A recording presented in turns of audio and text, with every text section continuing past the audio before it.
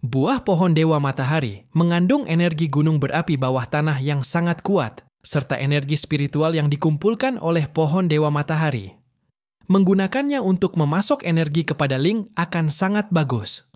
Raja Jin mengernyitkan kening dan berpikir sejenak, lalu berkata kepada Zhang Yi, "Buah matahari itu juga punya kegunaan yang sangat penting bagi kami. Jadi, kali ini paling banyak kami bisa menghadiahkan kepada Anda 50 buah lagi. Itu sudah batas kami." Pohon Dewa Matahari, setiap tahun buah yang dihasilkannya tidak lebih dari beberapa butir saja. Raja Jin memang berhati polos. Sekali jalan ia memberi Zhang Yi 50 buah. Ini sebenarnya sudah jauh melampaui perkiraan Zhang Yi. Ia menarik napas dalam-dalam, lalu berkata dengan haru, "Kebaikan Anda akan kuingat dalam kekacauan. Suatu hari nanti, aku pasti akan membalas budi kerajaan biru tua dan yang mulia raja." Raja Jin menyetujuinya terlalu cepat. Jika buah seperti ini diletakkan di dunia manusia, hampir mustahil terjadi. Rencana semula Zhang Yi adalah kedua belah pihak saling tarik ulur, membicarakan syarat. Namun kelapangan hati Raja Jin membuatnya hampir menangis terharu. Hubungan kepercayaan yang begitu polos antar manusia seperti ini adalah pertama kalinya ia rasakan dari orang di luar para rekannya. Raja Jin berenang mendekati Zhang Yi, tersenyum dan berkata, "Walaupun buah matahari tidak bisa terlalu banyak kusediakan untuk kalian, tetapi di sini aku masih punya beberapa sumber energi lain, entah bisa berguna atau tidak." Zhang Yi berkedip-kedip, nyaris tidak bisa bicara. "Benarkah bisa sebaik ini?" "Itu." "Apalagi?" Orang setebal muka Zhang Yi saja saat ini sedikit sungkan untuk membuka mulut. Hahaha, hasil tambang dasar laut sangat kaya. Hanya beberapa sumber energi biasa saja. Populasi kerajaan biru tua kami tidak banyak. Jadi meskipun beberapa hari yang lalu menemukan sejumlah tambang, kami jarang menambangnya, hanya menandainya saja. Selain itu, ada juga beberapa kapal karam manusia di dasar laut. Di atasnya kadang ada barang-barang menarik, kami juga akan masuk dan mengumpulkannya. Raja Jin membiarkan Zhang Yi naik ke kereta kuda lautnya, lalu mengendarainya menuju kejauhan. Beberapa kilometer di luar wilayah aktivitas kerajaan biru tua, ada sebentang kawasan tandus yang sangat besar. Permukaan tanah di sini berwarna coklat kemerahan, tanpa tanaman apapun yang tumbuh. Raja Jin menunjuk tanah itu dan berkata, "Di bawah sini terdapat batu api hitam dalam jumlah yang lumayan besar. Setelah benar-benar direndam, dapat menghasilkan energi panas. Namun, benda ini sulit dinyalakan dengan api kami di bawah air, sehingga tingkat pemanfaatannya rendah. Para ilmuwan kami sudah meneliti, ia harus digunakan dalam lingkungan tanpa air. Jadi kami juga tidak menambangnya secara besar-besaran." Zhang Yi segera menggunakan perangkat pintar untuk memindai wilayah ini. Dari dalam helm anjing gila, sinar merah ditembakkan, menembus area bawah tanah. Tak lama kemudian, ia menerima umpan balik dari sistem cerdas. Di bawah wilayah ini, terkubur batu bara dalam jumlah besar, estimasi awal lebih dari 1 triliun ton. Zhang Yi mengangguk-angguk. "Hanya lebih dari 1 triliun ton ya? Sepertinya juga tidak terlalu banyak." Yang Xin batuk sekali di dalam bayangan, menjelaskan kepada Zhang Yi. Itu sudah 3 kali lipat dari cadangan batu bara terbesar yang telah terdeteksi di dunia saat ini. Ia kira-kira menghitung, lalu berkata kepada Zhang Yi, "Melalui perangkat yang dapat dibakar, mengubah semua batu bara ini menjadi energi, setidaknya bisa menyelesaikan kebutuhan energi puluhan ribu unit makhluk mekanis untuk terus bertempur selama setengah tahun." Mata Zhang Yi membelalak. Saat itu juga ia tiba-tiba menyadari sebuah masalah. Ling pernah berkata kepadanya, "Di dunia ini, energi berlevel tinggi pada dasarnya, semuanya sudah memiliki pemilik. Namun energi berlevel rendah, minyak, batu bara, gas alam, selama jumlahnya cukup besar, juga dapat diubah menjadi energi berlevel lebih tinggi. Selain itu, karena makhluk generasi ke-6 sebagian besar berjenis terestrial, makhluk cerdas tingkat tinggi dari jenis laut tidak banyak terlihat. Karenanya, sumber daya di bawah laut sedalam 10.000 meter justru tidak akan mereka kumpulkan. Bagaimanapun, di wilayah seperti ini, penambangan, transportasi, serta tinggalnya personel secara permanen semuanya adalah masalah besar. Ternyata, lautan adalah sebuah harta karun raksasa. Buku pelajaran memang tidak menipuku. Mata Zhang Yi bersinar. Sekarang ia seperti orang miskin yang masuk ke sebuah brankas emas raksasa. Raja Jin agak sungkan berkata, "Walaupun cadangan batu api hitam ini sangat besar, tetapi menambangnya cukup merepotkan. Aku akan mengerahkan lebih banyak orang untuk datang menambang, tetapi sehari paling banyak juga hanya bisa mengumpulkan beberapa ratus ton." Zhang Yi melambaikan tangan. Tidak perlu. Anda sudah sangat banyak membantu saya. Urusan seperti ini biar saya sendiri yang lakukan." Tanpa banyak basa-basi, ia langsung membuka gerbang dimensi dan menyelam ke bawah tanah. Lalu, di dalam tambang batu bara raksasa yang hitam pekat ini, dengan sekali kibas tangan, Shen Luo Wanxiang, 3.000 gerbang dimensi pun dibentangkan sepuasnya. Luas setiap gerbang saja cukup untuk menampung sebuah gedung pencakar langit. Ia mulai dengan leluasa menyapu batu bara kasar itu ke dalam ruang asing. Setelah dibawa pulang, biarkan Lu Keran memimpin dan para pekerja hebat dari kota Tianhai melakukan pemrosesan dan konversi energi. Mengabaikan kehilangan energi di tengah-tengah, sumber daya yang akhirnya diperoleh pun luar biasa besarnya. Melihat Zhang Yi menghilang, Raja Jin tak kuasa berseru, "Tuan Hundun, Anda di mana?" Namun segera saja, daratan dasar laut di depan mata bergetar hebat. Boom! Sebidang besar daratan dasar laut langsung runtuh ke bawah. Suara Zhang Yi datang dari bawah. "Yang mulia Raja, benda-benda ini akan saya simpan sendiri." Barulah Raja Jin teringat bahwa Zhang Yi adalah penyandang kemampuan super tipe ruang. Ia tersenyum dan mengangguk. Begitu juga boleh. Sebuah tambang batu bara yang amat sangat besar, sekalipun 3.000 gerbang dimensi digeber penuh, tetap menghabiskan waktu beberapa jam bagi Zhang Yi untuk sepenuhnya menyerapnya. Kegaduhan raksasa ini menarik banyak orang dari Kerajaan Biru Tua untuk datang menonton dengan rasa penasaran menyaksikan pemandangan tanah yang runtuh. Pangeran Ji, Jenderal Besar Ming Hai, dan Jenderal Yu juga datang. "Ayah Raja, di sini terjadi apa?" tanya Pangeran Ji dengan rasa ingin tahu. Raja Jin menceritakan semuanya kepadanya. Sebelum Pangeran Ji sempat buka mulut, Jenderal Yu lebih dulu berkata dengan nada sinis, "Barang-barang berharga dasar laut kita semua dibiarkan orang lain ambil gratis. Benar-benar bikin orang agak kesal." Jenderal Besar Ming Hai meliriknya, lalu berkata, "Sumber daya ini terlalu merepotkan untuk ditambang, dan sama sekali tidak cocok digunakan di bawah air. Lebih baik kita berikan saja kepada mereka. Bagaimanapun juga, manusia di daratan sama seperti kita, semuanya spesies cerdas generasi ke-6. Kelak saat menghadapi bencana, kita masih perlu bergandengan tangan untuk melawan." Jenderal Yu mendengus dingin, menyilangkan kedua tangan di dada, dan berkata dingin, "Itu hanya karena teknologi kita saat ini belum mencapai tingkat yang sesuai. Cepat atau lambat, saat kita juga bisa menggunakan sumber daya ini, takutnya kita akan menyesal." Mendengar kata-kata ini, mata Raja Jin menatap daratan laut yang ambles. Di sana seakan telah berubah menjadi sebuah lubang hitam raksasa. "Aku khawatir kita tidak akan sempat menunggu sampai saat itu tiba." Begitu kata-kata ini terucap, ketiga pemimpin besar di sekelilingnya pun serentak menoleh ke arah Raja Jin. Pangeran Upacara bertanya, "Ayah, apa maksud Anda dengan kata-kata itu?" Ekspresi Raja Jin tampak agak serius. Ia menatap pangerannya dan berkata, "Berdasarkan informasi yang kalian dapatkan terakhir kali, segel milik Dewa Raksasa Druk itu sudah benar-benar membusuk.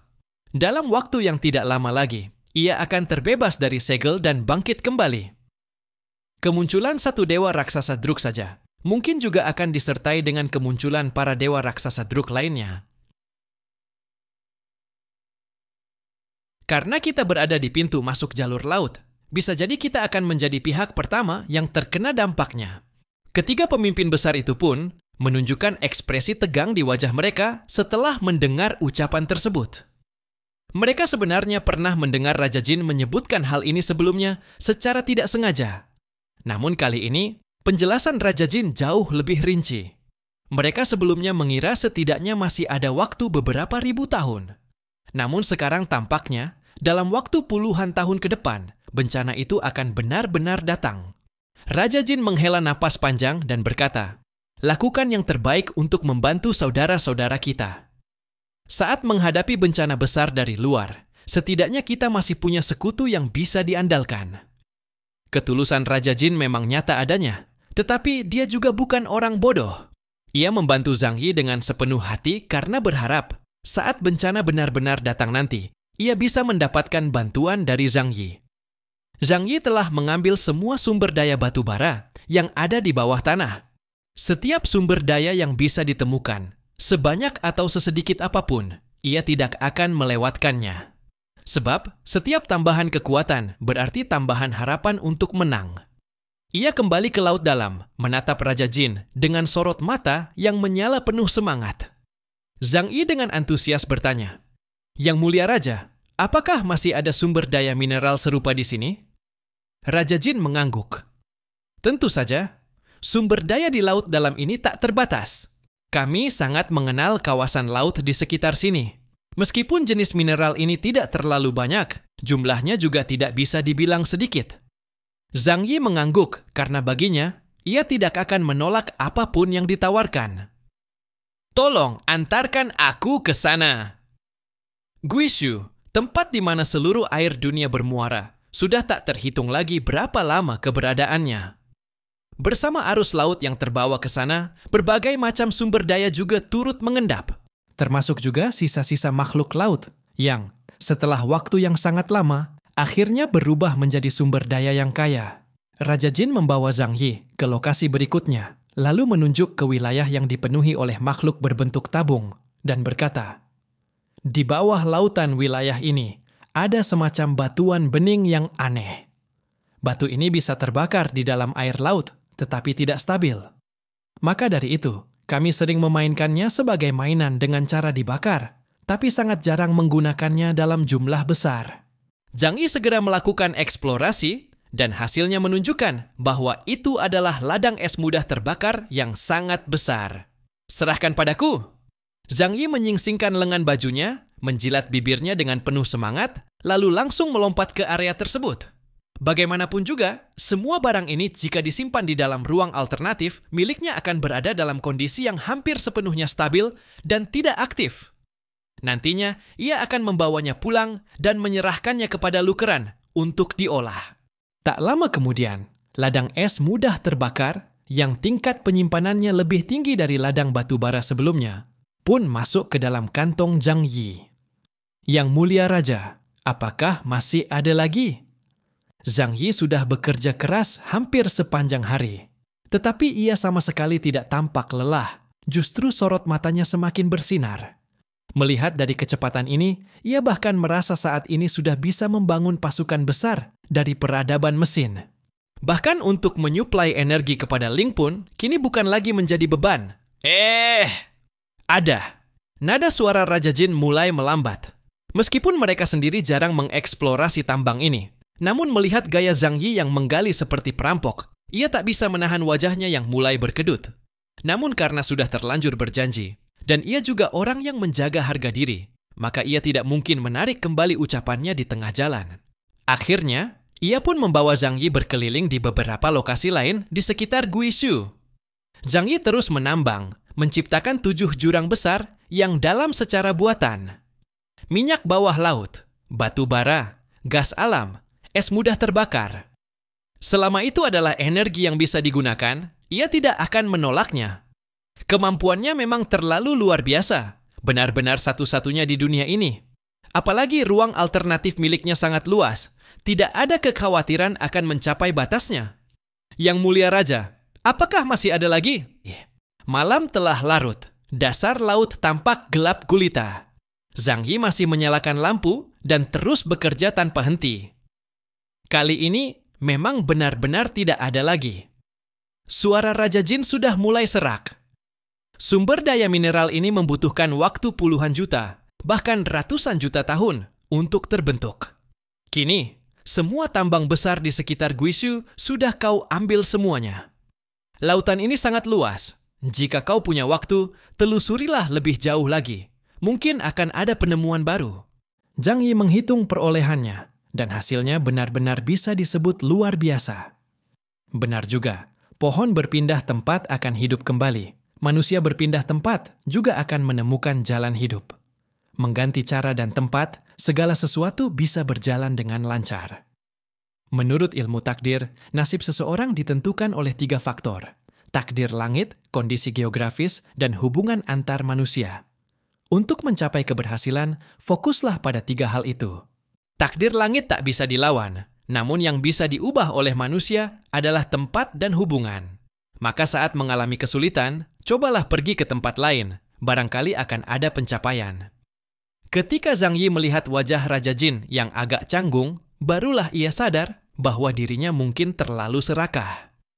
Kawasan sekitar Guishu kini menjadi berlubang-lubang karena ulahnya.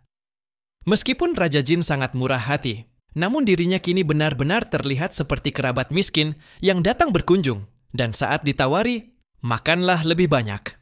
Ia malah melahap 7 hingga 8 mangkuk nasi dan puluhan roti kukus. Zhang Yi berkata kepada Raja Jin, "Kali ini aku memang sedang menghadapi masalah besar dan benar-benar membutuhkan semua energi ini. Kebaikan Anda akan kuingat selamanya. Aku bersumpah atas nama kekuatan kaos, jika suatu hari nanti Anda dan Kerajaan Laut Dalam membutuhkan bantuanku, aku pasti tidak akan menolak." Zhang Yi memiliki prinsip dalam hidupnya. Dendam akan dibalas, dan kebaikan sekecil apapun akan dibayar kembali. Hal ini bisa dilihat dari orang-orang di sekelilingnya. Raja Jin tersenyum dan melambaikan tangan. Jika suatu hari nanti dunia ini benar-benar berada dalam bahaya yang bisa memusnahkan seluruh makhluk hidup, kita memang harus saling bergandengan tangan. Jadi, membantu saudara-saudara di daratan, pada dasarnya juga berarti membantu diri kita sendiri. Tiba-tiba ia pun berkata dengan serius, "Dulu aku sering berkata kepada rakyat kerajaanku, kumpulkan sumber daya sebaik mungkin, jangan digunakan untuk diri sendiri. Kelak semuanya akan digunakan untuk membantu saudara kita di daratan."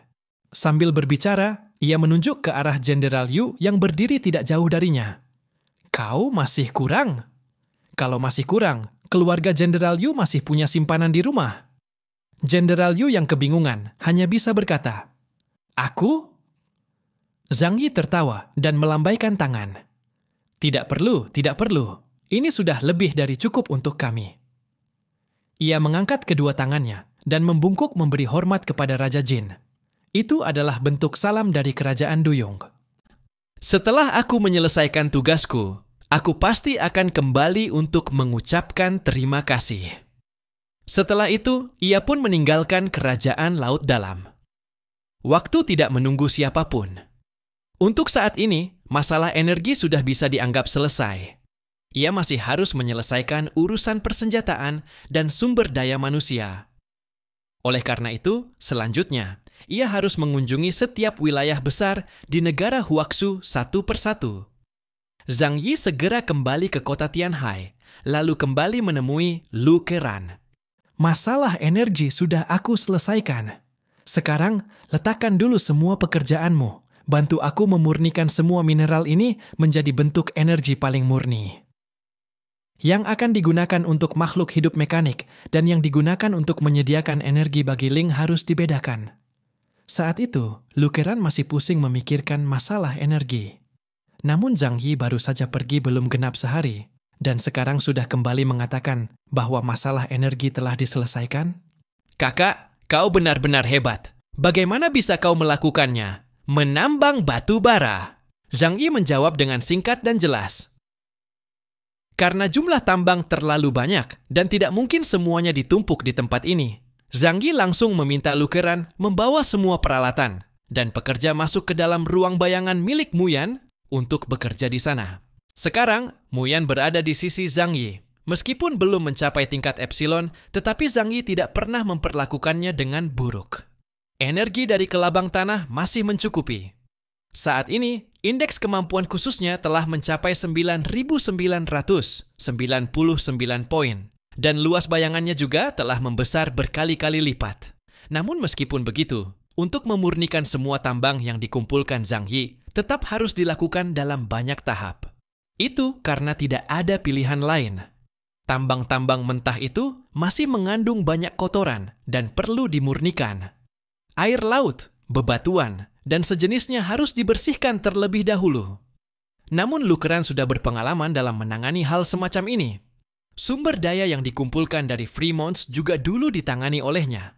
Maka Lukeran membawa beberapa orang dengan kekuatan khusus bersamanya masuk ke dalam ruang bayangan.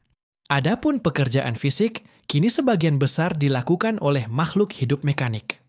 Setelah Lukeran dan para penyandang kemampuan khusus itu masuk ke dalam ruang bayangan, mereka langsung melihat tumpukan-tumpukan batu bara yang menyerupai bukit-bukit kecil berwarna hitam yang ditumpuk oleh Zhang Yi di dalam sana, dan matanya pun langsung terbelalak.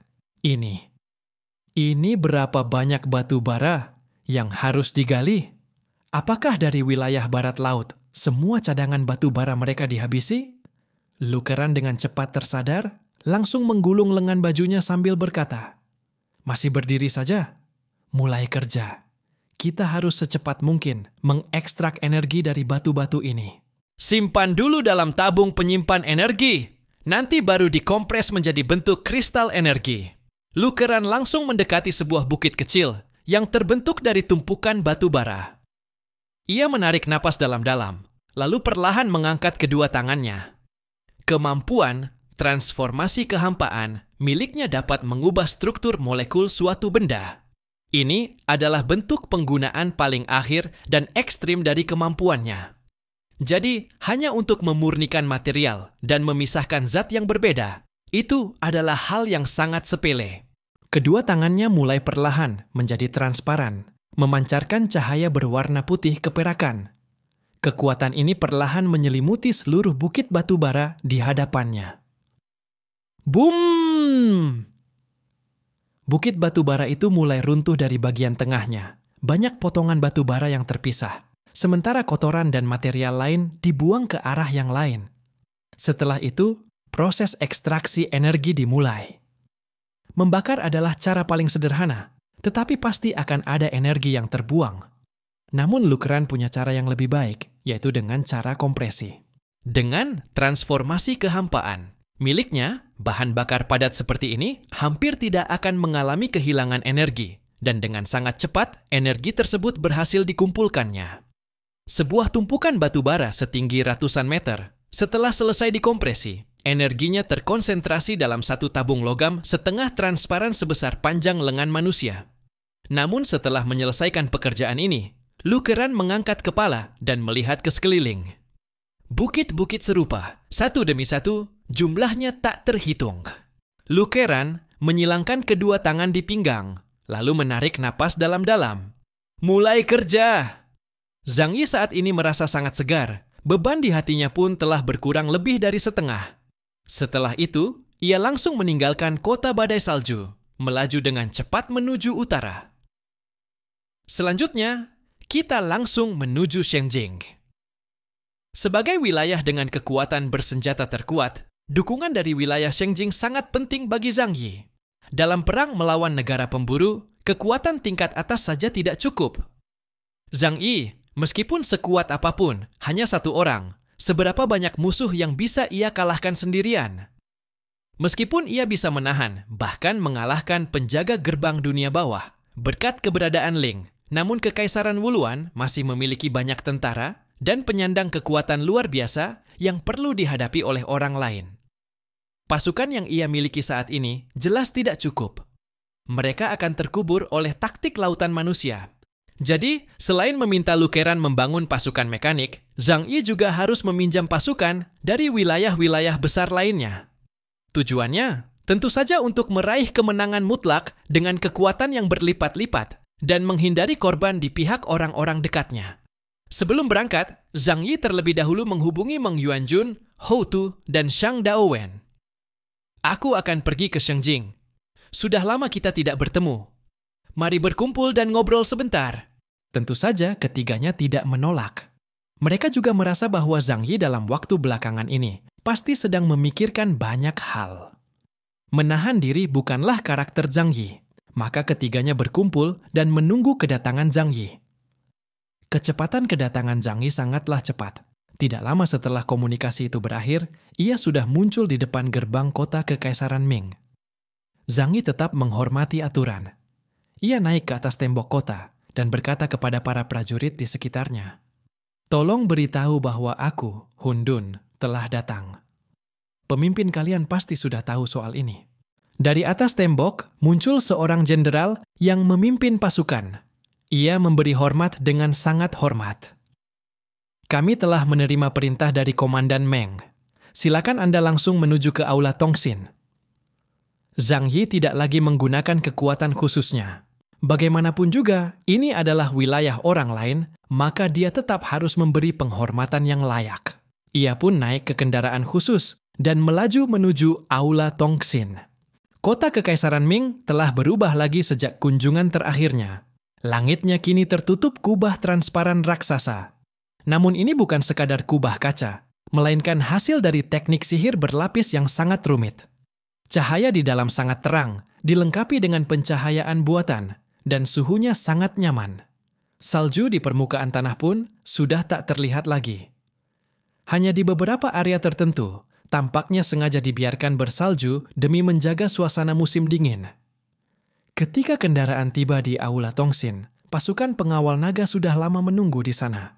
30 orang dari langit utara berjaga di luar pintu.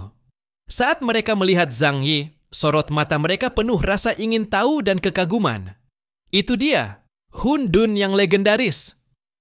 Begitu muda dan tampan, namun dalam waktu hanya 3 tahun, sudah membuat nama besar di seluruh dunia. Kabarnya, dia disebut sebagai salah satu penyandang kekuatan paling kuat di dunia. Dia adalah idolaku. Tak menyangka aku bisa melihatnya secara langsung. Terakhir kali melihatnya, ya, terakhir kali itu. Impian terbesarku seumur hidup adalah bisa mencapai setengah saja dari pencapaiannya. Tidak, 1/10 pun sudah cukup. Para pengawal naga yang kuat dan terlatih ini, ketika melihat Zhang Yi, semua melupakan kesan formal mereka, dan mata mereka pun bersinar-sinar. "Tuan Hun Dun." "Salam, Tuan Hun Dun." "Hormat kami, Tuan Hun Dun." Semua orang memandangi Zhang Yi dengan berharap bahwa pandangannya bisa singgah sejenak pada mereka. 3 tahun yang lalu, pria ini berasal dari keluarga biasa di kota Tianhai, hanya seorang pengelola gudang.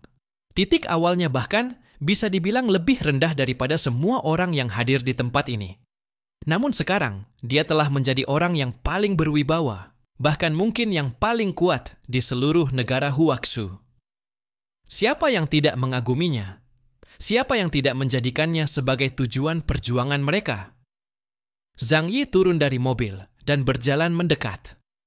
Melihat para anggota pengawal Longming ini menyambutnya dengan begitu antusias, ia pun menunjukkan senyum lembut sambil mengangguk dan melambaikan tangan ke arah mereka. Tiba-tiba terdengar teriakan histeris dari tengah kerumunan. Beberapa anggota wanita memerah wajahnya seperti pantat monyet, begitu gembira sampai hampir pingsan di tempat. Pemandangan itu seperti sedang menyambut seorang superstar. Namun saat ini, dengan ketenaran Zhang Yi di seluruh negara Huaxu, perlakuan seperti ini memang tidaklah berlebihan. Setelah dunia memasuki zaman akhir, pria yang dikagumi orang-orang bukan lagi mereka yang pandai menyanyi dan menari, melainkan para orang asing yang memiliki kekuatan luar biasa.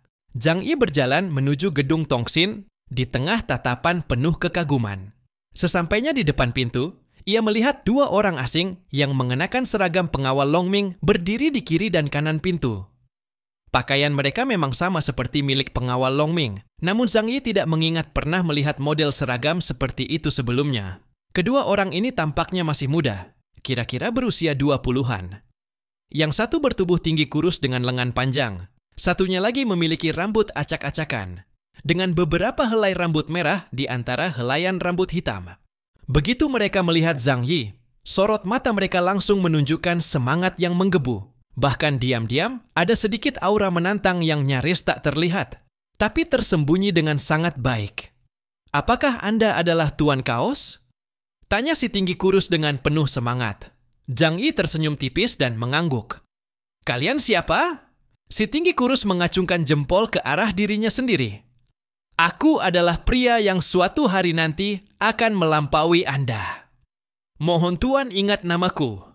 Aku adalah Shenhou Sun Wukong dari 12 Shio Shengjing. 12 Shio? Sun Wukong? Zhang Yi mengangkat alisnya. Tampaknya wilayah Agung Shengjing tengah membina talenta baru lagi. Dua pemuda di hadapannya ini, mungkin tingkat kekuatan mereka sudah mencapai tingkat epsilon. Cukup bagus. Teruslah berusaha, jawab Zhang Yi dengan santai. Pemuda berambut merah di sisi lainnya tersenyum sambil membuka pintu. Dia memang berwatak seperti itu. Mohon jangan tersinggung. Omong-omong, aku adalah Zishu Neza, Dewa Samudra Santan Haihui, juga dari 12 Shio. Jika Anda bersedia mengingat namaku, itu adalah kehormatan besar bagiku. Zhang Yi melangkah masuk sambil tersenyum, dan pintu pun ditutup oleh pemuda yang disebut dengan nama Sandi Neza itu.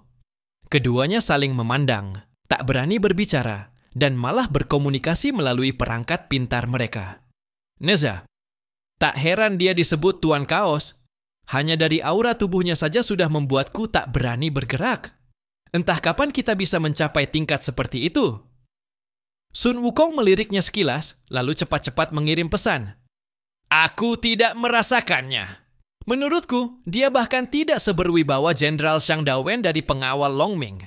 Terlihat seperti pria biasa saja. Dia meletakkan kedua tangan di belakang kepala dan memperlihatkan deretan gigi putihnya. Suatu saat nanti, dia akan kulampaui. Nezha menghela napas. Apa yang kamu tahu? Justru para tokoh besar yang terlihat biasa-biasa saja seperti itu, justru paling menakutkan. Karena sangat jarang ada orang yang memiliki kekuatan sehebat itu, namun masih bersedia menyembunyikan kekuatannya agar terlihat seperti orang biasa. Ketabahan dan pengendalian diri seperti itu adalah hal yang harus kita pelajari. Zhang Yi memasuki gedung Tongxin. Di dalam sudah ada Hou Tu, Shang Dawen, dan Meng Shuaijun yang menunggunya. Tata letak gedung Tongxin merupakan perpaduan antara gaya lama dan baru. Ada furnitur kayu merah tua bergaya kuno, bahkan poster-poster yang hanya bisa dilihat pada abad lalu masih menempel di dinding. Namun di sudut-sudut tak mencolok, ada sentuhan gaya zaman baru yang tersembunyi dengan apik. Contohnya sofa kayu merah tua yang tampak seperti barang lama, tapi sebenarnya dilengkapi dengan teknologi canggih di dalamnya. Melihat kedatangan Zhang Yi, ketiga orang itu segera menyapanya. Meng Shuaijun berdiri dan menghampiri Zhang Yi untuk berjabat tangan. Kaos, sudah lama tidak bertemu. Akhir-akhir ini kamu telah melakukan hal besar. Ucapan ini pun mengandung makna tersirat. Shang Dawen juga menghampiri dan menjabat tangannya. Kami sudah mengetahui apa yang terjadi di kota Tianhai. Semoga kamu tidak terlalu bersedih. Hou Tu tetap duduk dengan tenang di atas sofa. Ia memang tidak menyukai intrik dan basa-basi. Melihat Zhang Yi, ia hanya bertanya, "Yang Xin Xin juga ikut bersamamu, kan?" Zhang Yi mengusap hidungnya dan tersenyum. "Iya, dia juga ikut. Bagaimanapun, dia adalah penasehatku." Hou Tu langsung berkata, "Kalau begitu, panggil saja dia keluar. Tidak perlu bersembunyi di bayangan." Karena sudah diundang langsung, Zhang Yi pun tidak basa-basi lagi dan langsung memanggil Yang Xingxin untuk keluar dari bayangan. Gadis itu muncul sambil memeluk Hua-Hua di dalam pelukannya dan berdiri di samping Zhang Yi. Ia mengenakan gaun hitam, tampak seperti putri salju hitam yang keluar dari dongeng. Benar, bukan putri salju, tapi putri salju hitam. Zhang Yi dan Yang Xingxin pun duduk di sisi ruangan. Meng Shuaijun mulai menanyakan kondisi kota Tianhai dan kota Donghai selama 2 hari terakhir dengan nada penuh perhatian. Sebenarnya, mereka sudah menyelidikinya dan mengetahui keadaan yang sesungguhnya. Zhang Yi menjawab dengan jujur. Kota Tianhai kehilangan lebih dari 5.000 orang. Kerugiannya sangat besar. Kota Donghai malah lebih parah. Karena jumlah penduduk mereka lebih banyak, maka korban tewas dan luka juga lebih banyak.